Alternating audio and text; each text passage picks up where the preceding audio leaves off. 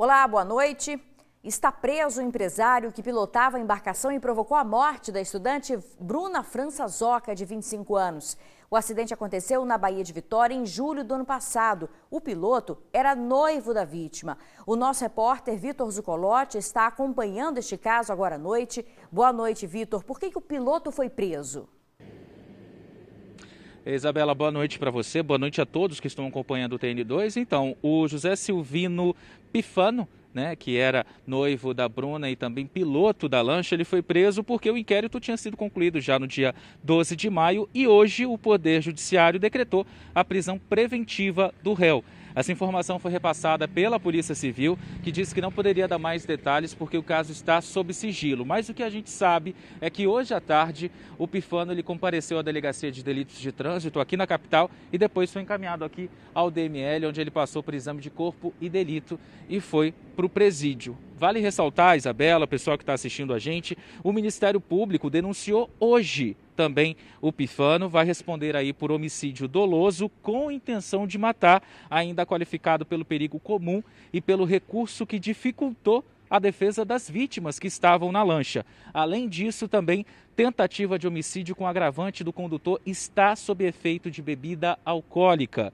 Inclusive, essa informação foi passada pelo MP na denúncia de que ele, o Pifano, ingeriu bebida alcoólica e depois ele acabou conduzindo a lancha em alta velocidade, que bateu na estrutura metálica e acabou aí a Bruna França-Zoca, na época com 25 anos, não resistiu, morreu na hora e outras pessoas que estavam na lancha também ficaram gravemente feridas, infelizmente, situação bem complicada. E agora ele está preso de maneira preventiva e a gente vai ver ao longo desse processo o que vai acontecer. Vale ressaltar também, Isabela, que essa mesma lancha pegou fogo em fevereiro desse ano na curva da Jurema e ficou totalmente destruída. A gente vai continuar acompanhando esse caso para saber de fato o que vai acontecer aí com relação a essa situação, a esse caso da lancha que acabou com uma pessoa morta, a noiva inclusive do piloto que está sendo responsabilizado. Eu volto com você no estúdio, Isabela. Tá certo, Vitor. Obrigada pelas informações. Como diz, a informação do Ministério Público Estadual tem que ter realmente muita responsabilidade ao pilotar a lancha. Ele estaria embriagado em alta velocidade, provocou o acidente, Às vezes a pessoa não tem intenção, mas diante de tudo isso, realmente tem que ter responsabilidade. Obrigada, viu? Boa noite. Olha, gente, os casos de latrocínio, roubo seguido de morte, cresceram no estado. Segundo o especialista em segurança pública, os criminosos estão mais violentos e durante a pandemia os roubos contra o patrimônio cresceram. Repare na parte superior da sua tela. O jovem que caminha vai ser abordado por criminosos em uma moto. Um deles aponta uma arma. O jovem entrega o celular. No vídeo não dá para ver, mas o criminoso ainda atirou antes de fugir. O tiro não acertou a vítima. Encontramos o jovem, ele tem 24 anos. Assustado, não quis ser identificado. Contou os momentos de terror que viveu. Eu escutei uma moto voltando. Aí nisso que a moto voltou, o rapaz já falou, para, se correr vai ser pior, apontou na arma para mim. Aí eu fiquei paralisado, não tive reação. Mas nisso, na hora que ele foi guardar o revólver que ele estava segurando, na hora que ele abaixou, acabou dando disparo. Aí eu acabei virando assustado e saí. O crime aconteceu no bairro Santa Inês, em Vila Velha. Ainda muito nervoso e também traumatizado, o jovem agora só agradece por estar vivo. Hoje ocorreu esse fato comigo e eu não desejo para ninguém. É um susto, na hora que a arma disparou também, é um susto muito grande. Não desejo para ninguém isso. Por pouco a vítima não entrou para a triste estatística de pessoas que perdem a vida em assaltos aqui no Espírito Santo. Números que têm crescido e assustado a população. Dados da Secretaria de Estado de Segurança Pública apontam que em todo o ano passado, 39 pessoas perderam a vida em latrocínios.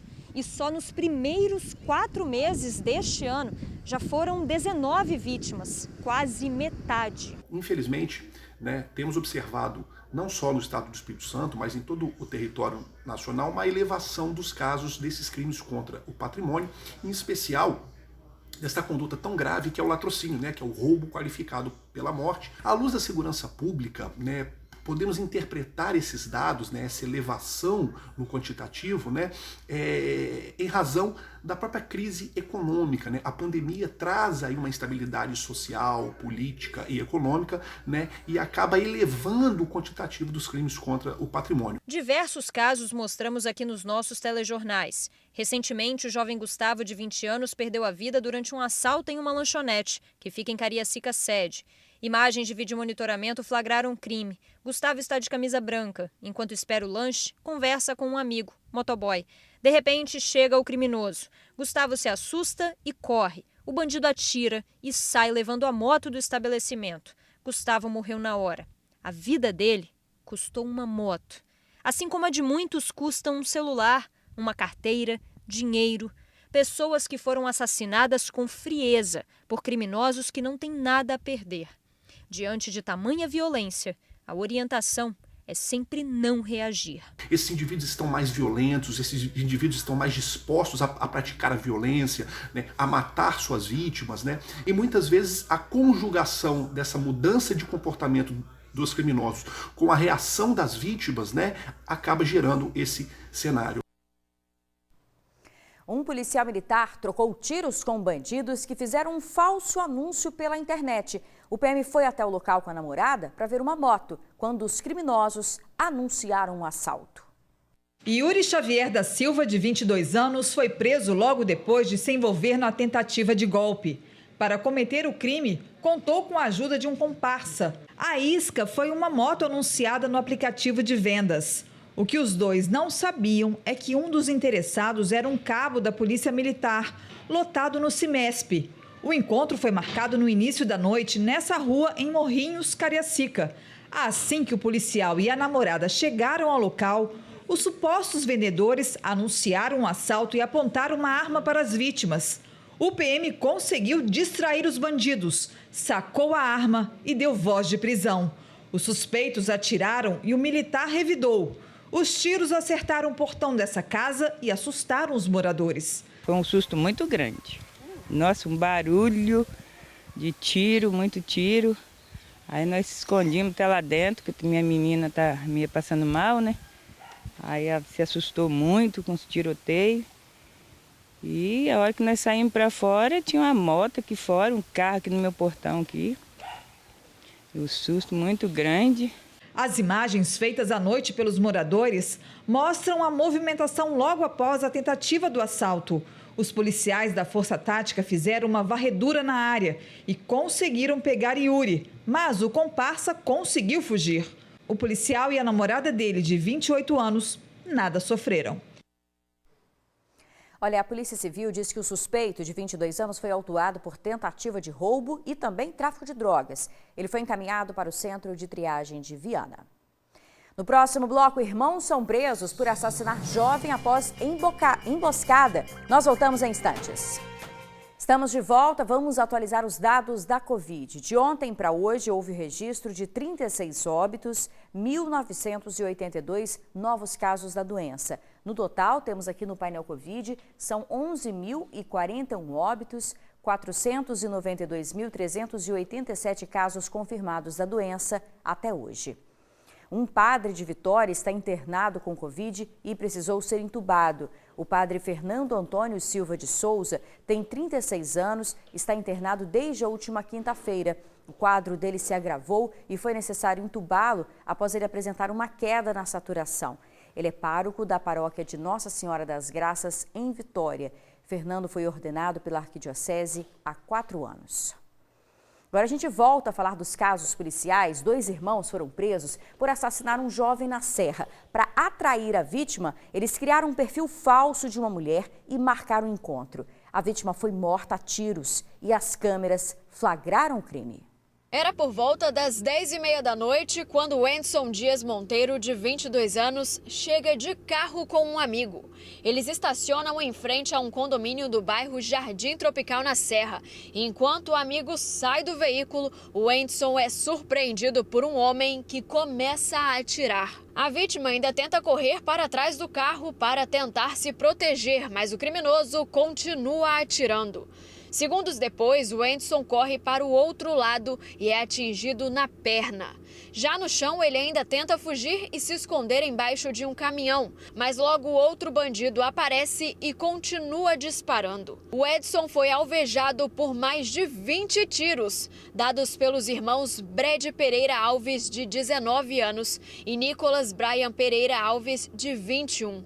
Durante o confronto, 2 moradores do condomínio foram atingidos. A conduta desses indivíduos foi tão desastrosa, inconsequente e irresponsável que, além da vítima pretendida, eles também atingiram outros 2 rapazes que nada tinha a ver com a história. O Edson teria ido até o bairro Jardim Tropical para encontrar uma mulher que ele conheceu nas redes sociais. Só que o encontro era uma armadilha. O perfil Nayara dos Santos Loyola era falso. Quem estava por trás dele eram os irmãos Brad e Nicolas, que durante um mês alimentaram essa mentira, conversaram com a vítima e atraíram para o falso encontro. Segundo a polícia, o Edson teria sido expulso do bairro Jardim Tropical em janeiro de 2020 por traficantes da região, que desconfiavam que ele teria passado informações para gangues rivais. A motivação desse crime foi em razão da disputa pelo tráfico de drogas no bairro Jardim Tropical. A vítima já teve envolvimento com o tráfico de drogas na área verde do bairro Jardim Tropical, porém tinha sido expulsa por esses traficantes em janeiro do ano passado. Na ocasião, ele foi espancado por esses traficantes. Um deles tomaram a arma dele, expulsaram ele do bairro e juraram ele de morte. O crime que aconteceu em setembro do ano passado já era premeditado há alguns meses. Os irmãos foram presos durante uma operação da polícia no bairro Jardim Tropical em abril deste ano. Retirada de circulação desses indivíduos tranquiliza a área verde do bairro Jardim Tropical e dá uma maior tranquilidade aos moradores daquela comunidade. A seguir, ferroviários começam a ser vacinados e a população acima dos 50 anos. É já já. A vacinação contra a Covid-19 segue no Espírito Santo. Hoje começou a imunização dos ferroviários e das pessoas com mais de 50 anos. Kelly é chefe de trem. Trabalha há 1 ano e meio na estação Pedro Nolasco, em Cariacica. Daqui, comanda toda a equipe que opera o trem e também é responsável pelo embarque e desembarque de passageiros. Em um dia normal de trabalho, tem contato com centenas de pessoas. Inclusive, chegou a pegar a Covid-19. Comecei com sintomas leves e olfato e paladar. Daí 20 dias eu já voltei a trabalhar. Kelly teve Covid em dezembro do ano passado. Hoje, 6 meses depois, ela finalmente foi vacinada durante a cerimônia que marcou o início da imunização dos ferroviários. O evento aconteceu no Palácio Anchieta, em Vitória, e contou com a participação do governador Renato Casagrande e também do secretário de Saúde, Nésio Fernandes. Além da Kelly, outros 4 ferroviários participaram da vacinação simbólica. Ao todo, 250 trabalhadores da categoria que atuam no transporte de passageiros serão vacinados nesta primeira etapa. Foi um misto de alívio, de alegria, de agradecimento por esse momento, porque a gente é até uma questão de patriotismo, né, de civilidade, de empatia com todo mundo que está com a gente. É uma segurança que a gente passa, né, cada vez mais para o passageiro, para a família da gente em casa. Então, para mim, foi só gratidão. A expectativa é que a gente consiga ir vacinando, conforme nós definimos, grupos que estão mais expostos, né? Na quinta-feira, nós vamos iniciar a imunização dos profissionais do Sistema Único da Assistência Social. Então, nós daremos um passo também importante para os profissionais da assistência, especialmente as assistentes sociais, que estão trabalhando nos CRAS, nos CREAS, nos programas sociais. O trem de passageiros Vitória-Minas chegou a ficar parado por 2 vezes durante a pandemia.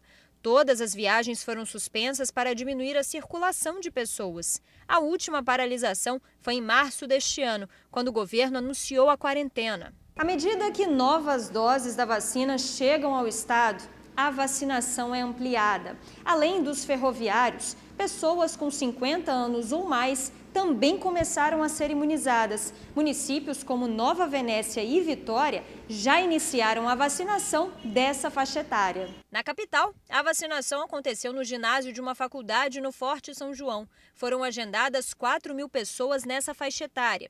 O município foi o primeiro da Grande Vitória a iniciar a imunização desse público. Já Cariacica vai ser o segundo município da Grande Vitória a abrir vagas para pessoas com 50 anos ou mais sem comorbidades. O agendamento abre amanhã a partir das 2 da tarde, no site da Prefeitura. Os outros municípios aguardam o repasse da nova remessa de vacinas para também ampliarem a imunização. Olha, e amanhã a Prefeitura de São Mateus amplia a vacinação contra a Covid. Serão imunizadas as pessoas com mais de 40 anos. Os postos de imunização já estão no site da Prefeitura. E já chegaram mais doses ao Espírito Santo. São 50.310 doses da vacina Pfizer. O estado fará o envio aos municípios capixabas para a continuidade da vacinação do grupo de pessoas com comorbidades, gestantes e puérperas e para a população em geral de 18 a 59 anos. Essa informação foi divulgada no Twitter do governador hoje cedo. Essa distribuição das vacinas começa amanhã, quarta. E ainda esta semana está prevista a chegada de mais de 75 mil doses da AstraZeneca.